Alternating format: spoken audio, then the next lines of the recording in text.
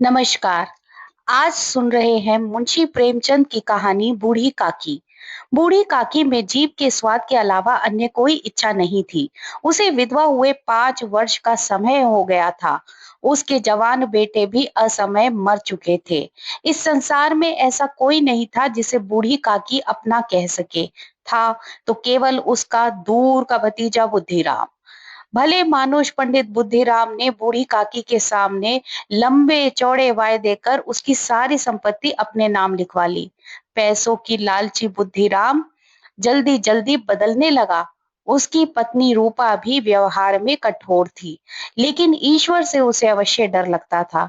इसलिए वह बूढ़ी काकी से दुर्व्यवहार करते समय डरती थी। बुद्धिराम व उसकी पत्नी का व्यवहार बूढ़ी काकी के प्रति दिनों दिन कठोर होता गया। यहाँ तक कि जिस बुढ़िया की जायदाद से 100-150 रुपए प्रतिमाह की आमदनी थी, वह भोजन तक के लिए तरसने लगी। बूढ़ी काकी जीभ के स्वाद के आगे विवश होकर रोने चिल्लाने लगती थी। हाथ पैरों से लाचार बुढ़िया जमीन पर पड़ी रहती और अपने प्रति उपेक्षा भरे व्यवहार पर चीखती चिल्लाती। बुद्धिराम के दोनों बेटे भी उसे चिढ़ाने परेशान करने से खुश होते थे। यहाँ तक कि वे दोनों उस बुढ़िया के ऊपर अपने मुंह का पानी भी उड़ेल देते थे। लेकिन बुद्धिराम की बेटी लाडली बूढ़ी काकी से बहुत प्यार करती थी। लाडली भाइयों से तंग होकर बूढ़ी काकी की कोठरी में आ जाती थी और चना चबाना जो कुछ भी होता था मिल बांट कर बूढ़ी काकी के साथ खाती थी। कुछ समय बाद बुद्धिराम के बेटे मुखराम की सगाई थी, जिसमें भाग लेने के लिए काफी मेहमान आए हुए थे। सारे गांव में खुशी का माहौल था। चारपाइयों पर आराम कर रहे मेहमानों की नाई सेवा कर रहे थे। कहीं भाट प्रशंसा में यश गान कर रहे थे। रूपा को भी औरतों से फुर्सत नहीं थी। दौड़ दौड़ कर इधर से उधर भाग रही थी। हलवाई भट्टियों पर काम कर रहे थे। कहीं सब्जियां पक रही थी तो कहीं मिठाइयां बन रही थी। खाना पकने की सुगंध सारे घर में फैल चुकी थी। भीतर ही भीतर बूढ़ी काकी का मन भी लालचा रहा था, परंतु वह सोच रही थी कि जब उसे भरपेट भोजन ही नहीं मिलता तो मिठाई और कचौड़ी कौन खिलाएगा। रह रहकर उसकी जीभ लपलपा रही थी और दिन होता तो वह रो चीख कर सभी का ध्यान अपनी ओर खींच लेती, लेकिन अपशकुन के भय से चुपचाप बैठी थी। धीरे धीरे उसका मन बेकाबू होने चला था और उकड़ू बनकर हलवाई के कहाड़े के पास जाकर बैठ गई। अचानक रूपा की नजर बूढ़ी काकी पर पड़ी तो आग बबूला हो उठी और बूढ़ी काकी को खूब भला बुरा कहा। अपमानित होकर भी बूढ़ी काकी कुछ नहीं बोली और रेंगते हुए चुपचाप अपनी कोठरी में चली गई। काफी समय बीत जाने के बाद भी बूढ़ी काकी की किसी ने सुध नहीं ली तो उसका मन बेचैन हो उठा। तरह तरह के विचार उसके मन में आने लगे। सभी लोग खा पी होंगे, तेरी याद किसी को नहीं आएगी।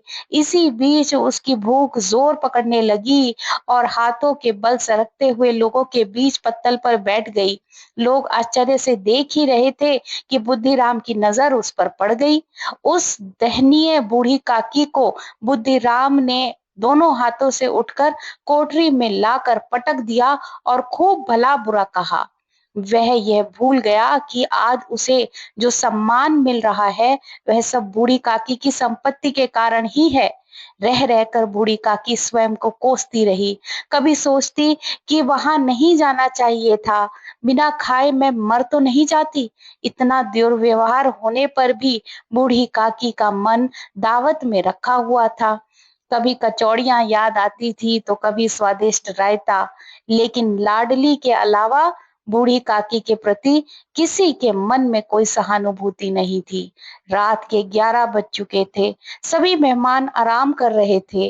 हारी थकी रूपा भी सो चुकी थी, लेकिन लाडली थी जो जाग रही थी। वह उस समय की प्रतीक्षा में थी जब अपने हिस्से का मिला हुआ खाना बूढ़ी काकी को जाकर खिलाए। रूपा के पता लगने पर पिटाई होने का डर था। माँ को सोता देखकर लाडली चुपके से अपने हिस्से की पुड़िया लेकर काकी के पास पहुंची। बेसब्री से इंतजार कर रही बुढ़िया एक ही झटके में सब, परंतु इसके उसकी भूख और बढ़ चुकी थी। उसने लाडली से मेहमान के भोजन करने के स्थान पर ले चलने को कहा, परंतु वहां पड़े टुकड़ों को चुन-चुन कर खाने के बाद भी उसकी भूख नहीं मिटी। अंत में उसने लाडली से झूठी पत्तलों के पास ले चलने को कहा। इसी बीच रूपा की आंख खुल चुकी थी और लाडली को अपने पास न पाकर रूपा ने इधर-उधर देखा, तो वह पत्तलों के पास खड़ी थी। रूपा बूढ़ी काकी को पत्तलों की जूठन चाटते देखकर ग्लानि एवं पश्चाताप से भर उठी। आज उसे अपने किए पर भारी पछतावा हो रहा था। उसकी सोई आत्मा जाग उठी थी। आज उसने बूढ़ी काकी को धमकाया नहीं, अपितु उठकर साथ चलने को कहा। उसने सोचा, जिस बुढ़िया की जायदाद से हमें इतनी आमदनी हो रही है, उसके लिए मैं भरपूर पेट भोजन भी नहीं दे सकती। ईश्वर से अपने अपराध के लिए क्षमा मांगती हुई रूपा अपने कमरे में गई और पकवान तथा मिठाई का थाल लेकर बूढ़ी काकी के पास पहुंची। भोजन के उस थाल को देखकर काकी को मन आनंदित हो उठा। रूपा ने बड़े ही प्यार से भोजन करने के लिए कहा और विनती की कि ईश्वर से प्रार्थना कर दे कि वह हमारे अपराध क्षमा कर दे। बूढ़ी काकी को उस समय सर्वांगीण आनंद की अनुभूति हो रही थी। मुंशी प्रेमचंद की कहानी बूढ़ी काकी मानवीय करुणा से ओतप्रोत व समाज परिवार की उस समस्या को उजागर करती है, जहां वृद्ध जनों से उनकी जायदाद लेने के बाद उनकी उपेक्षा होने लगती है। केवल इतना ही नहीं, बात बात पर उनको अपमानित व तिरस्कारित किया जाता है।